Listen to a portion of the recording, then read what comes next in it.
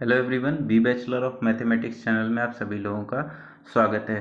तो चलिए हम लोग सिंधु घाटी सभ्यता के से पहले हम लोग पाषाण काल के बारे में ज़रा बात कर लेते हैं। एक वीडियो इसका बनाएंगे और साथ ही एक वीडियो सिंधु घाटी सभ्यता का भी बना देंगे, जिससे आप लोगों को क्या हो जाए, पाषाण काल और साथ ही साथ सिंधु घाटी सभ्यता दोनों के बारे में एक अच्छी जानकारी मिल जाए।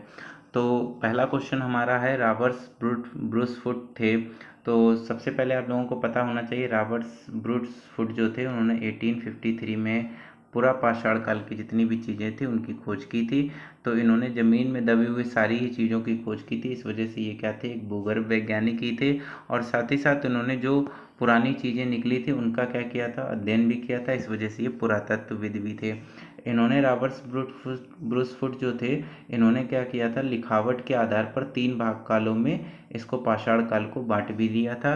और इन्हीं ने क्या किया था, उपकरणों के आधार पर जो वहाँ से मिले थे उपकरण, उसके आधार पर पूरा पाषाण काल, पूर्व पूरा पाषाण काल, मध्य पूरा पाषाण काल और उच्च पूरा पाषाण काल में भी इन्होंने 3 कालों को बांटा था। तो रॉबर्ट्स ब्रूसफुट क्या थे, एक भूगर्भ वैज्ञानिक थे, साथ ही साथ पुरातत्वविद भी थे। ठीक है। सेकंड देखिए, यहाँ पर लिखा है, कोपेनहेगन संग्रहालय की सामग्री से पाषाण, कांस्य और लौह युगीन त्रियुगीय विभाजन किसने किया था। तो आपको पता होगा कि कोपेनहेगन में क्या बना है, एक संग्रहालय यानी म्यूजियम बना हुआ है, जिसपे के आधार पर जो था पाषाण काल, कांस्य काल और लौह युग में 3 भागों में काल को विभाजन किया था। और ये विभाजन किया था थॉमसन ने। तो इसका राइट आंसर जो है वो ए थॉमसन सही है। थर्ड क्वेश्चन को देखते हैं। यहाँ पर लिखा है, उत्खनित परिणामों के अनुसार पशुपालन का प्रारंभ हुआ था निचले पूर्व पाषाण काल में। यानी जो बताया था मैंने, पाषाण काल के 3 विभाजन किए थे, पूर्व पूरा पाषाण काल, मध्य पूर्व पूरा पाषाण काल और उच्च पूरा पाषाण काल। तो पूछ रहा है, निचले में हुआ था, मध्य में हुआ था, ऊपरी में हुआ था या मध्य पाषाण काल में हुआ था। तो आप सभी लोगों को पता है कि जो खोज हुई थी इसमें, वो हुई थी मध्य पाषाण काल में। यानी पशुपालन का प्रारंभ जो हुआ था वो मध्य पाषाण काल में हुआ था। ठीक है। और यहाँ पर ये भी याद रखिएगा कि जो पाषाण काल है, इसमें जो पशुपालन के साक्ष्य हैं, इनकी खोज कहाँ से मिलती है, तो इनकी खोज जो मिलती है वो आदमगढ़ से मिलती है। ठीक है। और साथ ही साथ में जो राजस्थान है उसमें भीलवाड़ा, बागौर से भी खोज मिलती है। इससे रिलेटेड भी कई बार क्वेश्चन पूछा गया है कि जो पशुपालन के साक्ष्य हैं वो कहाँ से मिले थे, तो मध्य प्रदेश के आदमगढ़ से मिले हुए थे। पढ़ते हैं हमारे नेक्स्ट क्वेश्चन की तरफ। तो देखिए, जो हमारा नेक्स्ट क्वेश्चन है वो कह रहा है कि मध्य पाषाण कालीन प्रसंग में पशुपालन के प्रमाण जहाँ मिले थे वह स्थान है। तो देखिए, मैंने अभी आप लोगों को बताया कि जो आदमगढ़ था वो मध्य प्रदेश से इसके प्रमाण मिले थे, और साथ ही साथ में इसके साथ में जो भीलवाड़ा था राजस्थान, वहाँ से भी क्या मिले थे, हम लोगों को पशुपालन के प्रमाण मिले थे। यानी इसका ऑप्शन नंबर सी आदमगढ़ जो है वो बिल्कुल सही आंसर हो जाएगा। फिर देखिए, फिफ्थ क्वेश्चन में दिया था, निम्नलिखित में से किस स्थान से हड्डी के उपकरण प्राप्त हुए थे। तो आप लोगों को पता है, प्रतापगढ़ यानी 2 ही जगह बहुत ही ज़्यादा फेमस है जहाँ से मध्य पाषाण काल की चीज़ें मिली थी। एक था महदह और एक था हमारा दमदमा। एक था महदह, एक था हमारा दमदमा। ठीक है। दमदमा से क्या मिला था, युगल समाधान मिला था, और महदह से क्या मिले थे, हड्डियों के आभूषण मिले थे। तो इस वजह से यहाँ पर ऑप्शन नंबर सी महदह जो है वो यहाँ पर राइट आंसर हो जाएगा। ठीक है। क्वेश्चन नंबर 6 को देखते हैं। क्वेश्चन नंबर 6 में लिखा है, हड्डी से निर्मित आभूषण भारत में मध्य पाषाण काल में के संदर्भ में प्राप्त हुई। देखिए, फिर मध्य पाषाण काल कह रहा है। तो मध्य पाषाण काल में अभी मैंने आपको बताया कहाँ से मिले थे, महदह और दमदमा जो थे वो बहुत ही ज़्यादा मतलब फेमस थे। और सराय नहर भी प्रतापगढ़ में पड़ता है। ये इसका क्या काम था, इसमें क्या था, स्तंभ गर्त पाया गया था। तो 6 का ऑप्शन नंबर बी जो है वो राइट आंसर है। 7th में देखिए लिखा है, एक ही कब्र से 3 मानव कंकाल में निकले थे। तो अभी मैंने बताया था कि जो यहाँ पर क्या युगल समाधान जो हुआ था वो भी वहाँ से मिला था। तो एक मादहा था और एक साथ ही साथ दमदमा था। तो इसका राइट आंसर जो है वो क्या होगा, दमदमा इसका राइट आंसर होगा। मध्य पाषाण काल की बात है ये। तो देखिए, नेक्स्ट क्वेश्चन की तरफ हम लोग अपने बढ़ते हैं। तो नेक्स्ट क्वेश्चन हमारा दिया हुआ है यहाँ पर। नेक्स्ट क्वेश्चन कह रहा है कि खाद्यान्नों की कृषि सर्वप्रथम प्रारंभ हुई थी। मतलब कृषि के जो साक्ष्य हैं वो कब से प्रारंभ हुए थे, नव पाषाण काल में प्रारंभ हुए थे, मध्य पाषाण काल में प्रारंभ हुए थे, पुरापाषाण काल में, या प्रोटो ऐतिहासिक काल में प्रारंभ हुए थे। तो हम सभी लोगों को पता है जो खेती थी वो नव पाषाण काल में प्रारंभ हुई थी। यानी इसका ऑप्शन नंबर ए जो है वो राइट आंसर होगा। फिर देखिए, यहाँ पे 9th क्वेश्चन दिया है, भारत में मानव का सर्वप्रथम साक्ष्य कहाँ मिला था। तो मानव का सर्वप्रथम साक्ष्य कहाँ से मिला था? तो देखिए यहाँ पे नीलगिरी पहाड़ियाँ, उस समय नीलगिरी पहाड़ियों का कोई जिक्र नहीं है। फिर पूछा गया है शिवालिक पहाड़ियाँ, इनका भी कोई जिक्र नहीं थी। नलमाला की पहाड़ियाँ, इनकी भी कोई जिक्र नहीं थी। नर्मदा घाटी, तो देखिए उस समय 2 से 3 घाटियाँ बहुत ही ज़्यादा फेमस थी। एक थी सोहन नदी घाटी, ठीक है, साथ ही साथ में क्या थी, नर्मदा घाटी। ये जो घाटियाँ थी ये बहुत फेमस थी। यहाँ से क्या था कि मानव के कई सारे जो थे वो मिले थे, जैसे कि कुल्हाड़ी मिली थी कास्ट की, वो कहाँ से मिली थी, वो पल्लवरम से मिली थी, ठीक है। तो यहाँ पर क्या है, 9th में लिखा है मानव का सर्वप्रथम साक्ष्य कहाँ से मिला था, तो ऑप्शन नंबर डी नर्मदा घाटी से मिला था। क्वेश्चन नंबर 10 कह रहा है कि मानव द्वारा सर्वप्रथम प्रयुक्त अनाज था। तो मानव द्वारा सर्वप्रथम प्रयुक्त अनाज क्या था, तो यानी यहाँ पर दिया है ऑप्शन सी, जौ जो था वो मानव द्वारा प्रयुक्त सर्वप्रथम अनाज था, ठीक है। तो इसका याद रखिएगा, ये क्वेश्चन भी कई बार आ जाता है। फिर पूछा गया है कि भारतीय उपमहाद्वीप में कृषि के प्राचीनतम साक्ष्य प्राप्त हुए हैं, तो कहाँ से मिले हैं? तो देखिए यहाँ पर ऑप्शन दिया गया है कोल्डिवा जो थे वहाँ से चावल के साक्ष्य मिले थे। लेकिन जो नई खोजों के अनुसार जो अब नया नाम निकल के आता है वो आता है लहुरा देव से क्या हुए थे, प्राचीनतम कृषि के साक्ष्य मिले हुए थे। तो ऑप्शन नंबर बी जो है वो राइट आंसर है। पहले के समय में सब लोग कोल्डिवा कहते थे, कोल्डिवा से चावल के साक्ष्य मिले हुए थे, लेकिन जो वर्तमान में अभी खोजें हो रही हैं उनके आधार पर लहुरा देव भी जो है वो राइट इसका आंसर होगा। नेक्स्ट क्वेश्चन की तरफ बढ़ते हैं। तो नेक्स्ट क्वेश्चन में देखिए यहाँ पर लिखा है भारतीय उपमहाद्वीप में कृषि के प्राचीनतम साक्ष्य प्राप्त हुए हैं। तो देखिए फिर से वही क्वेश्चन वहाँ पर निकल के आ गया है, कृषि के प्राचीनतम साक्ष्य मिले हैं। तो देखिए यहाँ पर, अब देखिए यहाँ पे लहुरा देव नहीं दिया गया है, ठीक है। तो और इसमें क्या है, कोल्डिवा दिया गया है, चावल के साक्ष्य मिले थे, लेकिन चावल के साक्ष्य नहीं इसमें पूछा गया, इसने पूछा गया कृषि के प्राचीनतम साक्ष्य कहाँ से मिल रहे थे। तो कृषि के प्राचीनतम साक्ष्य जो हैं वो मेहरगढ़ से मिले थे। ये यूपीपीसीएस 2010 में आया हुआ क्वेश्चन है। क्वेश्चन नंबर 13 देखते हैं, भारतीय उपमहाद्वीप में कृषि के प्राचीनतम साक्ष्य कहाँ से मिले थे। तो देखिए यहाँ पर पूछा गया है भारतीय उपमहाद्वीप में। अब देखिए यहाँ पर्टिकुलर भारतीय उपमहाद्वीप की बात की जा रही है, तो जब भारतीय उपमहाद्वीप की बात की जाएगी तो क्या होगा, इसमें मेहरगढ़ भी शामिल हो जाएगा। यानी यहाँ से मेहरगढ़ से जो थे भारतीय उपमहाद्वीप के प्राचीनतम कृषि के साक्ष्य मिले थे, ठीक है। तो देखिए यहाँ पर ऑप्शन पे डिपेंड करता है। सबसे पहले हम लोग किसको मतलब देंगे, प्रेफरेंस देंगे, तो लहुरा देव को प्रेफरेंस देंगे, क्योंकि जो नई खोजें हुई हैं उसके आधार पर कृषि के साक्ष्य सबसे पुराने लहुरा देव से मिले हैं। लेकिन इनकेस अगर लहुरा देव नहीं दिया जाता है तो हम लोग किसको प्रेफरेंस देंगे, तो हम लोग मेहरगढ़ को प्रेफरेंस देंगे। तो क्वेश्चन नंबर 14 की बात करते हैं, नवपाषाण युग में भारतीय उपमहाद्वीप में के उत्तर पश्चिम क्षेत्र में निम्नलिखित में से किस स्थान पर कृषि के अभ्युदय के प्रारंभिक प्रमाण प्राप्त हुए हैं। तो देखिए यहाँ पर लिखा है कि कहाँ पर जो थे वो भारतीय उपमहाद्वीप में कृषि के अभ्युदय के साक्ष्य प्राप्त हुए। तो मैंने बोला अगर लहुरा देव होगा तो लहुरा देव को प्रेफरेंस देंगे, नहीं तो मेहरगढ़ को देंगे। तो यहाँ पे लहुरा देव नहीं है, इसलिए मेहरगढ़ जो है वो इसका राइट आंसर है, ठीक है। क्वेश्चन नंबर 15 को देखते हैं, लिखा है भारत में पशुपालन एवं कृषि के प्राचीनतम साक्ष्य प्राप्त हुए हैं। तो पूछ रहा है अंजीरा से, दमसाहत से, किली गुल मोहम्मद से या मेहरगढ़ से। तो आप लोग सभी लोगों को पता है कि कहाँ से कृषि के प्राचीनतम साक्ष्य प्राप्त हुए हैं, तो वो है हमारा मेहरगढ़ से प्राप्त हुए हैं, ठीक है। तो मेहरगढ़ उसका राइट आंसर हो जाएगा, ठीक है। तो अब देखिए हम लोग अपने नेक्स्ट क्वेश्चन की तरफ पढ़ते हैं, तो जो है क्वेश्चन नंबर 16। क्वेश्चन नंबर 16 कह रहा है कि उस स्थल का नाम बताइए जहाँ प्राचीनतम स्थायी जीवन के प्रमाण मिले हैं। जहाँ पर मानव ने जो था वो स्थायी रूप से रहना प्रारंभ किया था, उस जगह के पूछा गया है। तो याद रखिएगा कि जो कृषि थी, कृषि का प्रारंभ जहाँ से होगा वहीं पे क्या होगा, मानव अपनी बस्ती बसाना शुरू करेगा, क्योंकि उसको साथ कृषि से क्या मिलेगा, खाने के लिए अनाज मिलेगा। इसलिए इसका राइट आंसर जो है जहाँ पर उन्होंने स्थायी रूप से निवास किया था वो ऑप्शन नंबर डी मेहरगढ़ इसका राइट आंसर है, ठीक है। क्वेश्चन नंबर 17 कह रहा है, क्वेश्चन नंबर 17 में पूछा गया है निम्नलिखित में से किन स्थानों में से मध्य पाषाण काल के पशुपालन के प्रमाण मिलते हैं। तो मध्य पाषाण काल में पशुपालन के प्रमाण कहाँ मिले हैं। तो अभी मैंने आप लोगों को बताया था कि 2 जगह ऐसी थी जहाँ पर क्या था, पूरा वो जो पशुपालन थे वहाँ के प्रमाण मिले थे। सबसे पहली जगह जो मैंने आप लोगों को बताई थी वो आपको क्या बताई थी, आदमगढ़ बताई थी मध्य प्रदेश में, और दूसरी हमने बाघौर बताई थी जो कि राजस्थान में बताई थी, ठीक है। तो इस वजह से देखिए यहाँ पर अगर वो ऑप्शन नहीं दिया है, आदमगढ़ नहीं दिया है, तो इस वजह से यहाँ पे ऑप्शन कौन सा सही हो जाएगा, हमारा बागौर ऑप्शन जो है वो सही हो जाएगा। ठीक है। क्वेश्चन नंबर 18 को देखते हैं। निम्नलिखित में से किसको चालकोलिथिक युग भी कहा जाता है। ठीक है। तो याद रखिएगा कि जो दो तरीके के युग हैं, दो तरीके के युगों में बांटा गया है। सबसे पहला जो युग है जिसको कहते हैं क्या हम लोग, माइक्रोलिथ युग। माइक्रोलिथ युग जो है वो हम लोग कहते हैं जो जहाँ पर मध्य पाषाण काल को कहते हैं। और यहाँ पर पूछा गया है चल्कोलिथिक युग किसे कहते हैं, तो चल्कोलिथिक युग उसको कहते हैं जहाँ पर तांबे के उपकरणों का यूज हुआ था। लौह उपकरणीय और ताम्र उपकरणीय अभी आप लोगों को बताया था, थॉमसन ने किसके, कोपेनहेगन के आधार पर विभाजन किया था। तो यहीं पर क्या हो जाएगा, इसमें क्वेश्चन नंबर 18 में ऑप्शन नंबर सी जो है वो इसका राइट आंसर हो जाएगा।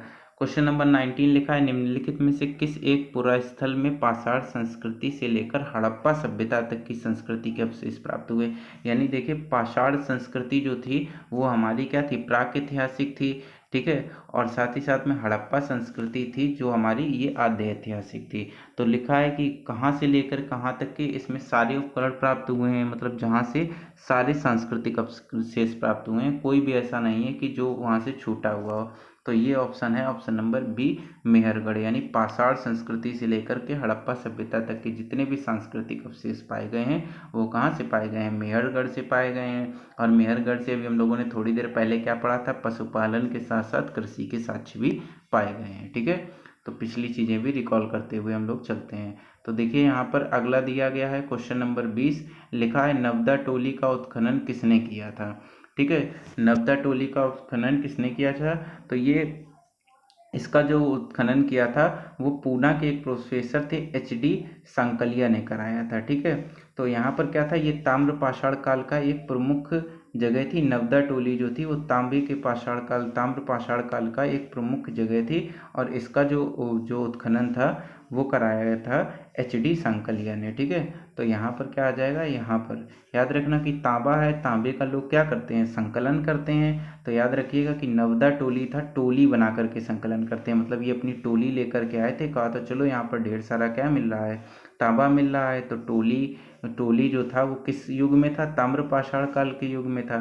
ठीक है। और इसको संकलन करने कौन आया था, तो एच.डी. सांकलिया करने इसका संकलन आए थे। इस तरीके से भी आप चीज़ों को क्या कर सकते हैं, माइंड में सेट कर सकते हैं। ठीक है। फिर देखिए नवदा टोली किस राज्य में अवस्थित है, तो नवदा टोली जो है अभी मैंने आप लोगों को पिछले प्रश्न में ही बताया था कि ये पूना के प्रोफेसर आए थे। ठीक है। इन्होंने क्या किया था कि नवदा टोली मध्य प्रदेश में जो कि स्थित था वहाँ से तांबा लेने आए हुए थे। ठीक है। तो ये जो उस उपस्थित है नवदा टोली, ये मध्य प्रदेश में स्थित है। ठीक है। तो आप लोगों को पता हो जाना चाहिए कि मध्य प्रदेश में सारे लोग इकट्ठे हुए थे टोली बना करके। ठीक है। सांकलिया के उसमें संकलन करने के लिए ये लोग आए हुए थे। फिर पूछा गया है वृहद पाषाण स्मारकों की पहचान की गई है, तो वृहद स्मारकों की पहचान कहाँ से की गई है, वृहद पाषाण काल के सन्यासी गुफाओं के रूप में, मृतक को दफनाने के स्थान के रूप में, मंदिर के रूप में, उपयुक्त में से कोई नहीं। तो याद रखिएगा वृहद पाषाण स्मारक जो रहा करते थे, पहले ज़माने के लोग बहुत ही लंबे चौड़े हुआ करते थे। तो उनका क्या होता था कि जब उनको दफनाना होता तो इस तरीके से बड़ा सा स्मारक जो था वो उनको वहाँ पे जैसे मान लीजिए ऐसे दफना दिया गया, और दफनाने के बाद जो ये स्मारक रहता था, इस स्मारक पे इस तरीके से उनके बारे में ढेर सारी बातें लिख दी जाती थी। तो वृहद पाषाण स्मारकों की पहचान जो थी वो किस रूप में होती थी, यानी यहाँ किसी को दफनाया गया है, तो इसलिए यहाँ इसका आंसर क्या हो जाएगा, मृतक को दफनाने के रूप में वृहद पाषाण स्मारकों की पहचान जो है वो की गई थी। ठीक है। क्वेश्चन नंबर 22 भी हो गया है। क्वेश्चन नंबर 23 देखिए बात करते हैं। लिखा है कि राख का टीला निम्नलिखित में से निम्नलिखित किस पाषाण कालीन स्थल से संबंधित है। तो इसमें पूछा गया है बुधियाल, कोल्डिवा से जो थे वो जौ के साक्ष्य मिले थे या चावल के साक्ष्य मिले थे। और यहाँ पर पूछा गया है संकल कल्लू और ब्रह्मगिरी। ठीक है। तो यहाँ पर याद रखिएगा राख का टीला जो है, मृतकों का टीला मोहनजोदड़ो को कहते हैं। और राख का टीला, अगर कहीं पर राख का टीला इस तरीके से बना हुआ है तो हम लोग क्या करते हैं, उस राख कर को बोरी में भर लेते हैं। ठीक है, मतलब इसका संकलन एक टाइप से करते हैं। तो ऐसे याद रखिएगा, जब राग के टीला की बात आए तो इसको संगन कल्लू जो है वो इसका राइट आंसर है। ठीक है, ये नवपाषाण के संगन कल्लू से संबंधित है। इसी तरह नवदा टोली बताया था। नवदा टोली में आप लोगों को रिकॉल करना होगा, सबसे पहले क्या था कि नवदा टोली जो था वो ताम्रपाषाण काल का था और उसका संकलन करने आए थे, तो संकलिया जो थे वो उसके थे। ठीक है, राग का टीला संकल कल्लू इसका आंसर हो जाएगा। फिर देखिए 23 के बाद में हम लोग बात करते हैं 24, भीम बेटिका किसके लिए प्रसिद्ध है। तो आप सभी लोगों को पता है भीम बेटिका जो है वो रायसेन जिले मध्य प्रदेश में स्थित हैं। ठीक है, इनमें क्या किया गया था कि पहले के समय के जो लोग थे जो कि गुफाओं में रहा करते थे, ये गुफाओं में क्या किया करते थे, चित्रकारी किया करते थे। तो ऑप्शन नंबर इसका ए जो है वो राइट आंसर होगा। भीम बेटिका जो है वो गुफा चित्रकारी के लिए बहुत ही ज़्यादा फेमस है।